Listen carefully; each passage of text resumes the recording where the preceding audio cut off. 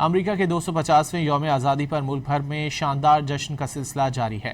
New York में रंगारंग आतिशबाजी का मुजाहरा किया गया है, जिससे सारा आसमान रोशनियों से जगमगा उठा। आतिशबाजी मुसलसल 25 मिनट तक जारी रही और इस दौरान 85,000 शेल्स दागे गए। इस मौके पर न्यूयॉर्क की फ़ज़ा रंगों से झिलमिलाती रही।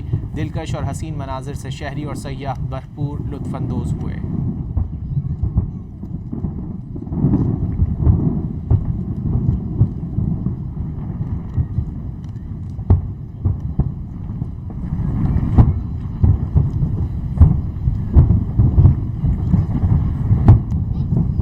अमेरिका के 250वें यौम आज़ादी पर मुल्क भर में शानदार जश्न का सिलसिला जारी है।